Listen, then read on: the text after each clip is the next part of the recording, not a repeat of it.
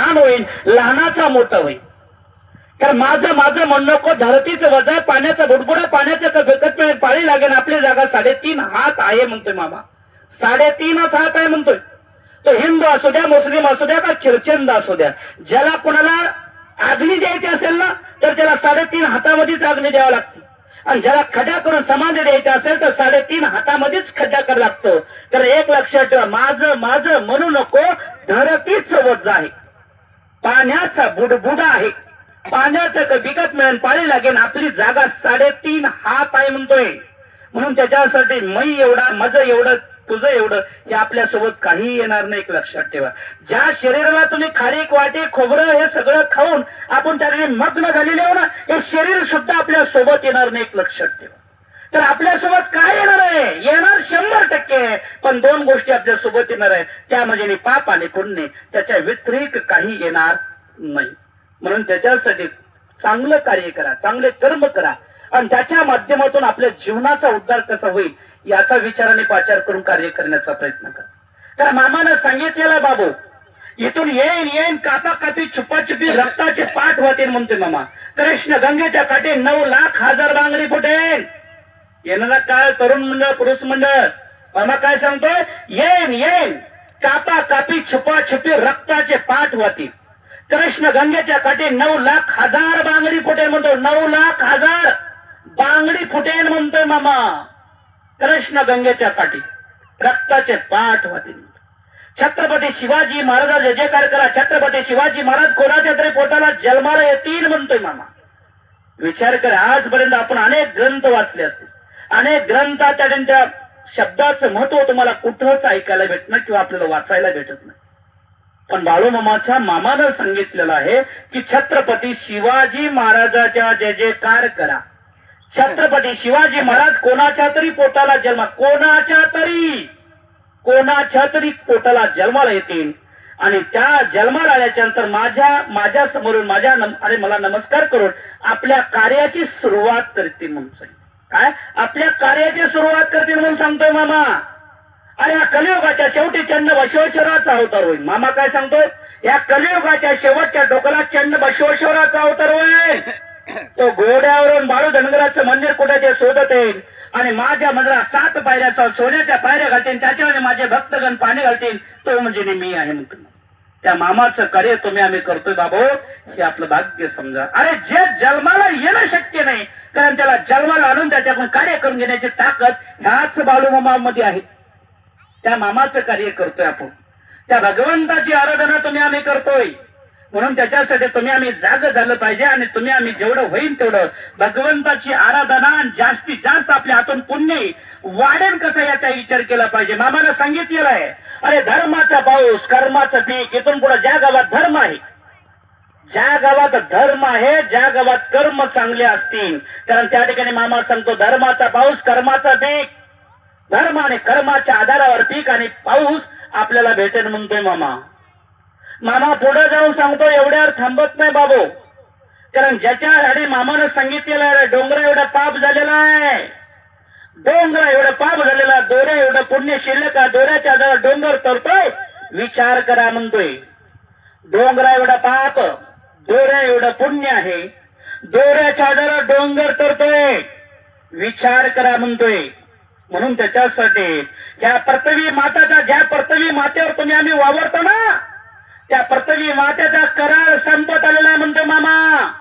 पृथ्वी मातेचा करार संपत आलेला. पृथ्वी माता ही नागराजाच्या डोक्यावर आहे म्हणतोय, आणि पृथ्वी माता आता डळमळायला लागलेली आहे म्हणतोय मामा.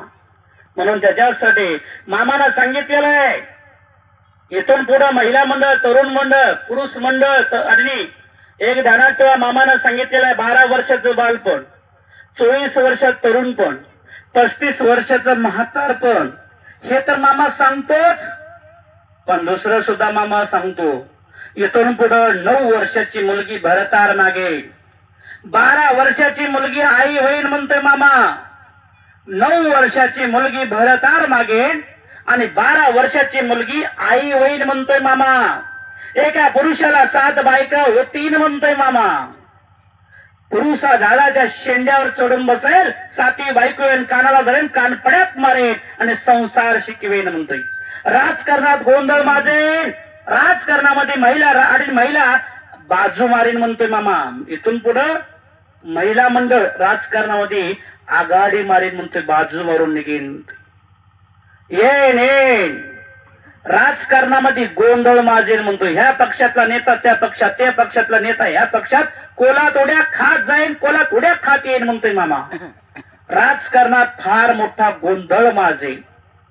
कारण इथून पुढे नाचतील ही जडे नाचतील म्हणतोय मामा. येन नागड्यांचं राज्य येईन नागड्यांचं राज्य येईन म्हणतोय. समान नागरिक कायदा भारत देशामध्ये कारण लागू होईल येईन म्हणतोय मामा. भारत देशामध्ये समान नागरिक कायदा येईन म्हणतोय, लागू होणार म्हणतोय. हिंदू धर्माचा ह्या देशामध्येच नाही म्हणतोय, भारत देश हिंदू राष्ट्र घोषित होईल मामा. पुढे जाऊन सांगतोय, अरे इथून पुढे हिंदू धर्माचा जय जयकार होईल आणि जगात हिंदू धर्माची स्थापना होईल. जगात, भारतात नाही, जगामध्ये हिंदू धर्माची स्थापना होईल आणि हिंदू धर्माचा जय जयकार होईल. हे मामा सांगतोय. अरे भारत देश पाकिस्तानचा आणि भारताचा छुपे युद्ध अखंड चालू राहील आणि भारत देश पाकिस्तानचा चौथाही कोणा आपल्या कब्जात घेईल म्हणतोय. कब्जात भारत देश आणि चीन राष्ट्राचे युद्ध होईल. भारत देशाची सैनिक छातीचे ढाल करेल आणि चीन राष्ट्राच्या सैनिकाला वापस पाठवेल. कारण मामा जे ह्या जगामध्ये जे सांगेन ते आज ह्या जगामध्ये घडायला लागलेलं आहे. रेल्वे मोटरांची ऍक्सिडेंट होती, राजकीय मोठ्या नेत्यांची हत्या होईल, राजकीय मोठ्या नेत्याची हत्या होईल मामानं सांगितलेलं आहे. आज ते घडायला लागलेलं एक लक्षात ठेव. कारण छोटे येईन गुंडांचा राज येईन, गोरगरीब घरात दडून बसतील, मोठे लोक दारात बसतील. गोर गरीब लोक घरात दडून बसतील, मोठे लोक दारात बसतील. येईन गुंड राज्य येईल.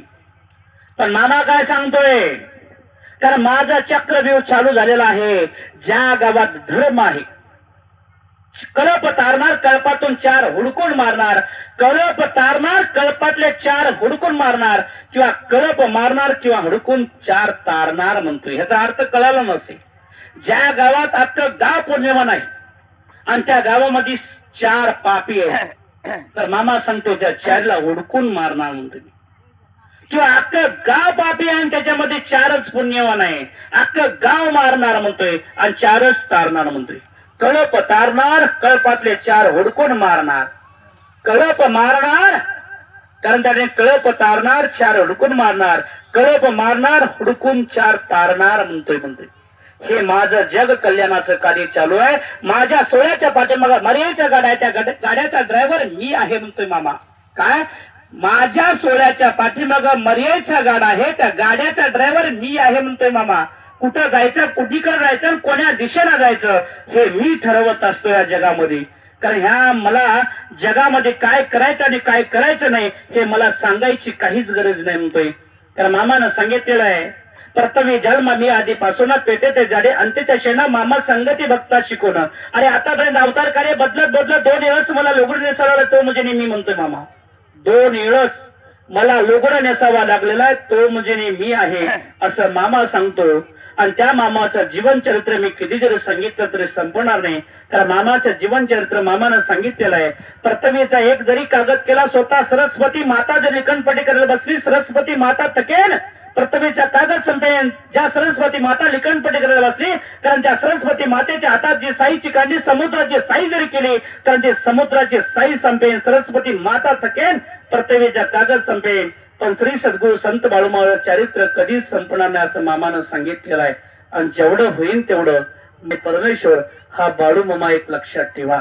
कारण त्याच्यासाठी मामानं सांगितलेलं, अरे कुठे बी जा पण माझ्याशिवाय तुला पर्याय नाही म्हणतो. एक दिवस आज जरी माझ्याकडे आलास तर एक दिवस माझ्यापाशी यावं लागणार आहे, पर्याय नाही म्हणतो.